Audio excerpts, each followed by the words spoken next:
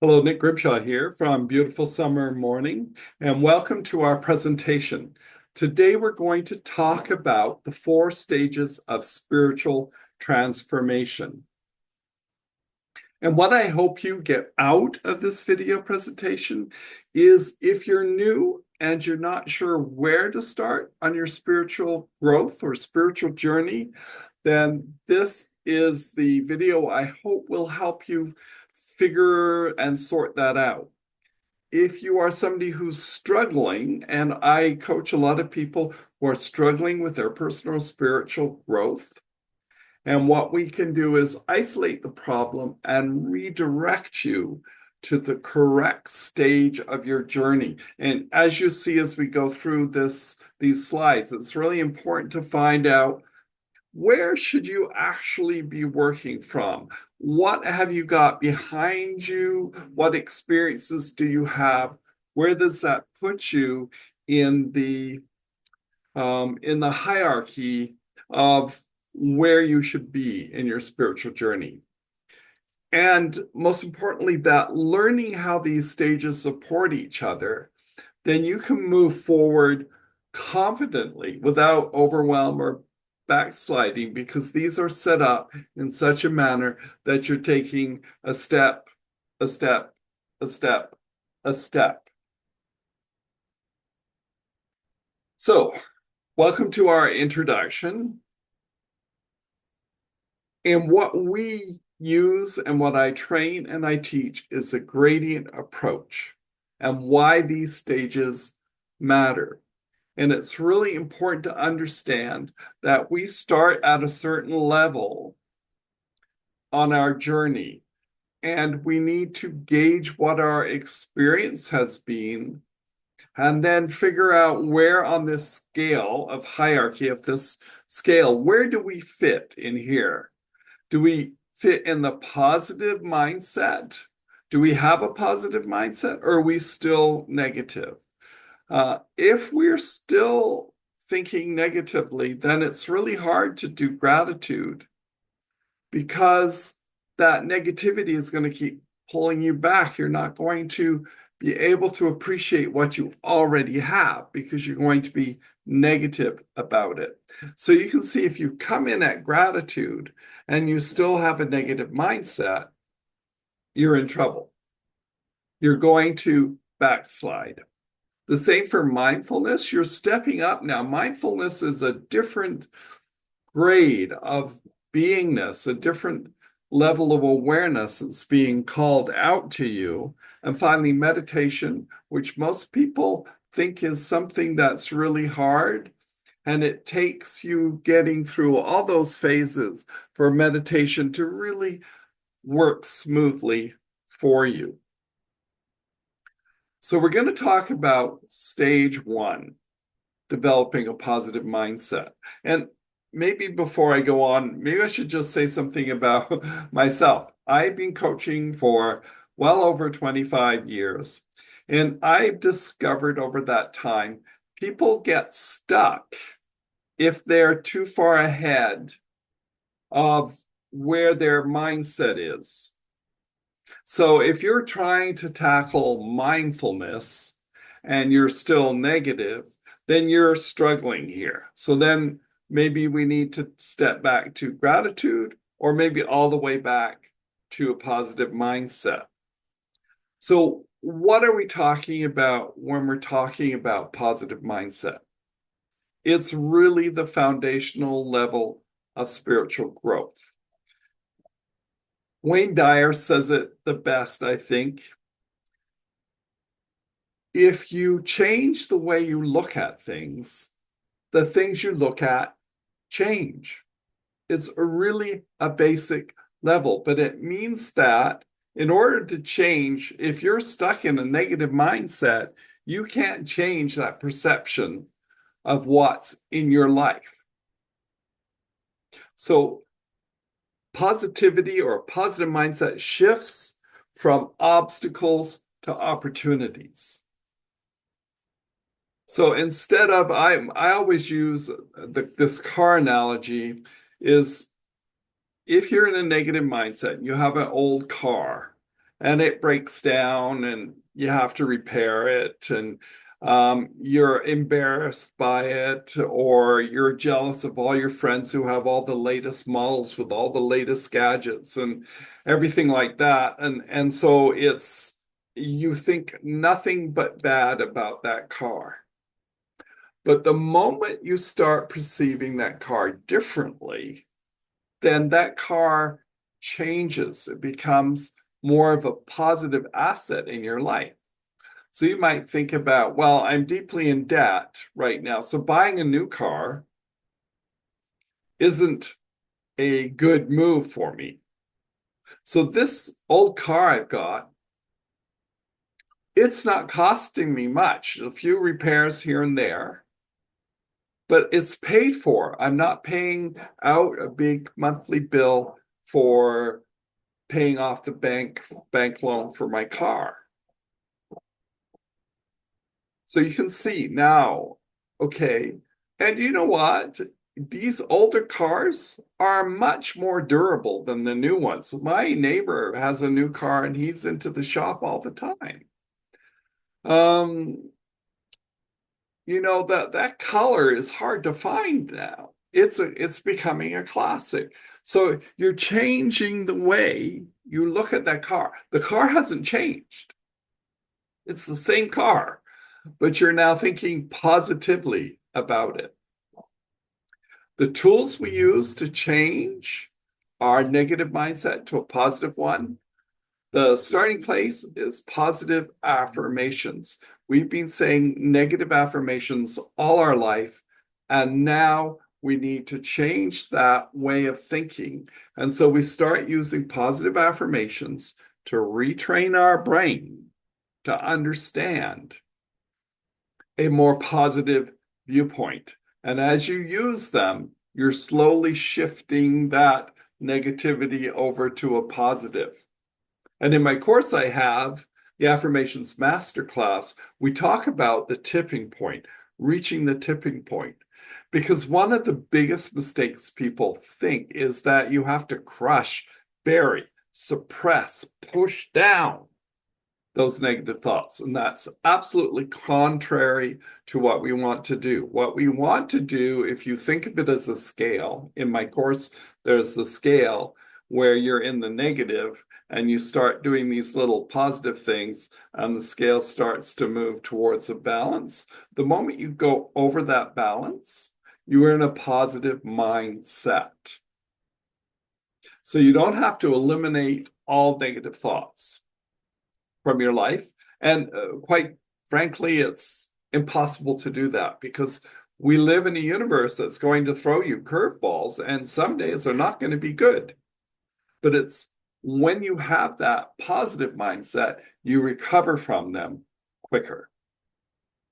So here's an action step, a good idea to start that retraining, because the also thing is reframing your negative thoughts, is to write down one negative thought each day. You catch yourself making a negative thought, and then you reframe it. So Jay Shetty has a really good formula for this, and I just want to quickly tell you about it. And that is spot, stop, and swap. They're easy to remember. Spot the negative action, stop it, and then reframe it. Swap it out for a positive. And if you do that for a few weeks, you'd be surprised at the change in your attitude. So that's developing a positive mindset. If you don't have one, this is the stage you need to start in on your spiritual growth. The second stage is practicing gratitude. And you can't really get to gratitude. You can't really be thankful for your old car until you can see it in a different light. So you've changed your attitude to your old car. It's saving you money. It's still running well. You've got lots of experience with the car. You know it thoroughly. It's safe to drive. All of these things now make it possible for you to be grateful for that car. So before you've done that mind change from negative to positive, you're going to have trouble really, truly feeling gratitude because it's something that comes through you. So when we start to feel grateful, we start to look at everything in our life, and suddenly all the negatives that we saw before, now we can see that they're good and positive. What is positive in our life? And we can start practicing being grateful for everything we have in our life right now. Not this, oh, I wish I had that. I wish I had this. My neighbor has that. All this is sort of angst and worry and mental worrying of wheels about what you need and how you can't be happy until you've got this and all of that. Once you've got that positive mindset, you can start the practice of gratitude. Two tools that are easy to use.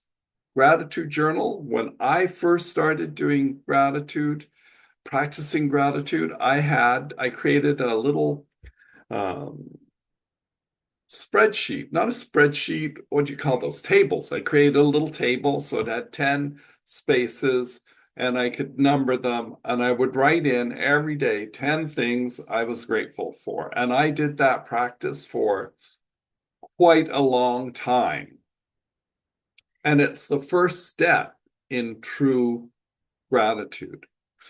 The other way to do it is to use a gratitude jar or a box or whatever, where you write out your gratitude and pop it in the jar or the box. And then if you're having a bad day or something, take out your gratitude cards that you've written and read them just to refresh your mind about gratitude. So I talked about those are action steps you can do. So now you're practicing gratitude.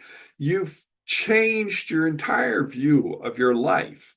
And now things are looking pretty good around you. Nothing's changed.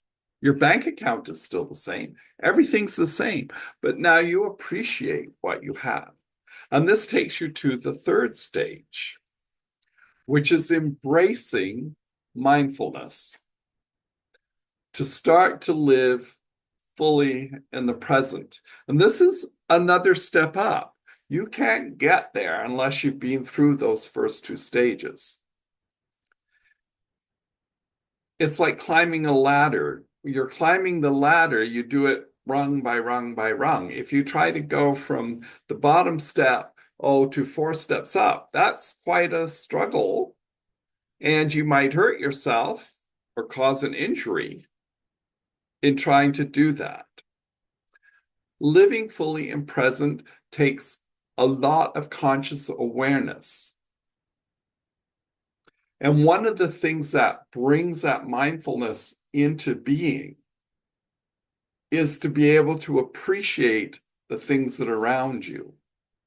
And that brings you into the present moment because now you're focused right now. You're not worrying about all the things that happened in the past, and you're not like figuring what the future is going to be and what's going to happen tomorrow and so on. And I have this is a great insight I had once I started practicing mindfulness. I got up to the level where I could actually do some work in mindfulness.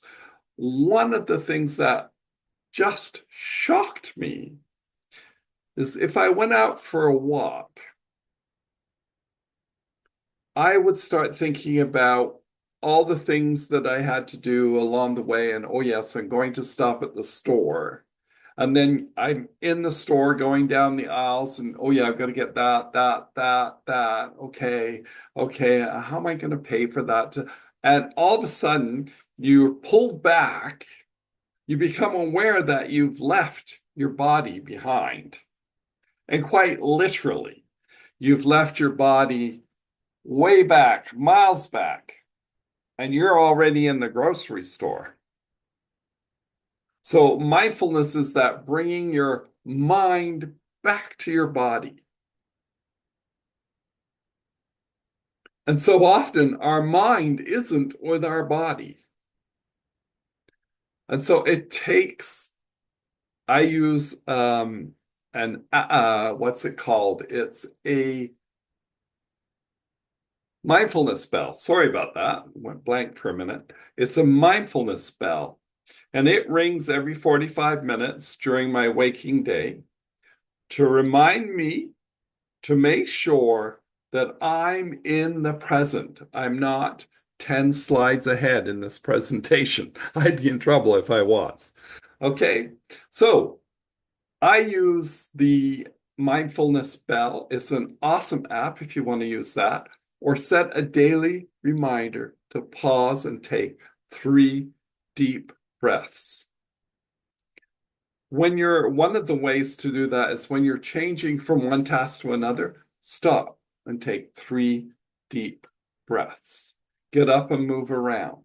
Notice things. Look at the sky. Look at a tree. All of those things are mindfulness processes. But I'm not really here to teach you about mindfulness. I'm just wanting to talk to you about why it's stage 3, because you need to have those other 2 present to support your goal in living in the present. And finally, stage 4 of our spiritual journey is deepening through meditation. And I've heard every reason in the book why somebody can't meditate. I don't have time. I don't know how to do it. There's no way I can stop my brain from working. On and on and on. The thing is, it's usually a misperception about what meditation is. But to get really deep into your spiritual journey, meditation is that final step to really start to sink down and strip away all the stuff that's being piled on you over your lifetime. Meditation starts to move that away. And one of the things I discovered when I first started meditation was, and it shocked me because I thought, what is this dark, inky pool of anger? I'm not an angry person. But in my meditation, I came down to this place where there was all this anger. And I thought, no, that's not me. I tried to deny it. But each time I meditated, I came to that. And finally, it started to work itself loose. And then one day it just went, poof. And I actually felt it leaving me. This pool of anger. Meditation is where you enter into those mystical experiences you hear people talk about. And I've had quite a few of them along the way. And at some point, I'd love to share some of those magical moments, which are like they come out of the blue. You never know when in your meditation, when something like that is going to happen. So again, this idea that it takes a lot of time, until you're through those levels, then you understand why you need meditation. But if you're down at a negative mindset, you don't get why you need to meditate. You don't understand it. You don't know how you'd find the time for it. When I started meditating, I started with, people say start with 2 or 5 minutes. I do suggest you do that, but don't get deep into meditation until you are able to feel the present moment and to really come into the present moment. And then when you sit down, part of your meditation is to keep you in that moment, to help you deepen that experience. So one of the easiest ways to start meditation is to focus on your breath, maybe set a timer for 5 minutes, and just sit and focus on your breath. Now, I have resources and things like that that I can share with you to help you, but it just depends on what level you're starting at. So I hope you see how these stages work together. And what happens if you try to do meditation and you're angry, negative, nattery, life is right? And so the where we need to start is important. So positivity enhances gratitude. Gratitude enhances mindfulness, and mindfulness empowers meditation. Just let that sink in. Positivity, being positive, helps you feel gratitude, to truly feel gratitude, not just to say it, but to feel it. Gratitude enhances your ability to live in the present moment. You're not out there, your mind is back in the past, or it's right here. And then being able to do that really empowers you to meditate at a deeper level. So I hope that really helps you understand why I'm talking about the stages and why you should take those steps. And remember my image of climbing a ladder. If you step on the first rung and then try to step on the fifth one, you're asking for trouble. If you take the next step up and the next step, it helps you get familiar with the next step. It helps you figure out how high up you are, maybe get a little more comfortable with the height instead of going from the fifth step, going all the way up there and going, oh my God, oh, because you get dizzy or you're afraid of heights or something happens. That's the importance of these stages and how they work together. So together, these stages create a lasting change. Notice I am trying to do the thing in the slide. But anyway, together, those four stages create lasting change. If you try to skip, you might backslide, you might feel overwhelmed, you might give up.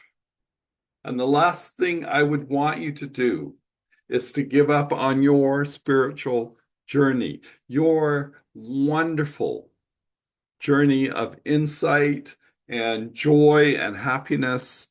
It can't really be described.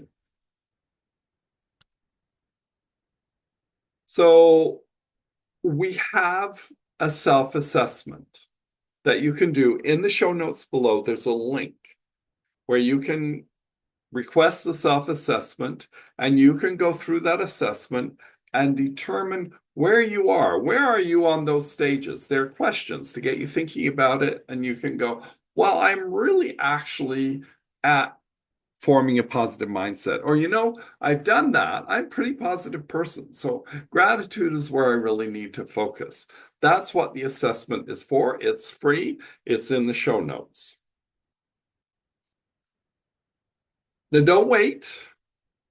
Don't delay. Action is important. So start your journey today. Do the assessment.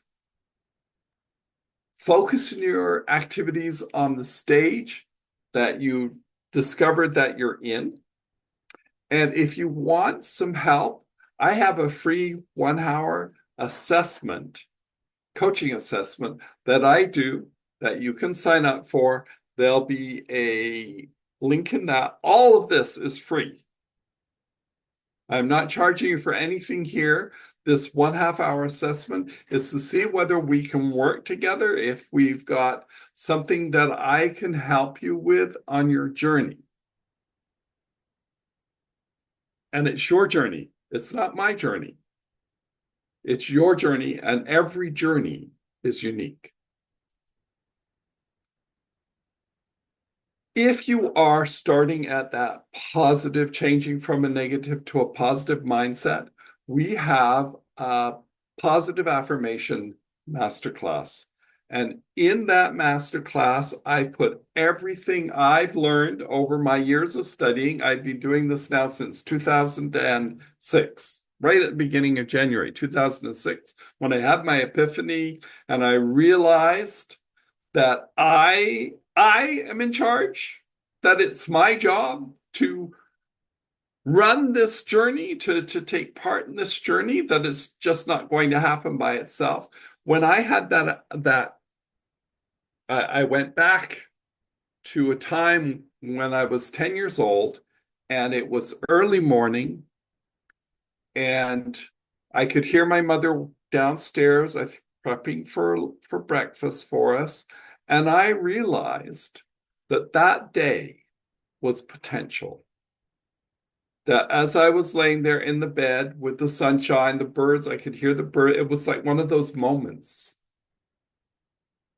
And I realized that my decisions that I make will shape my day, that I was in charge. And from that moment on, I committed to studying personal growth, spiritual growth. And the place I started was positive affirmations.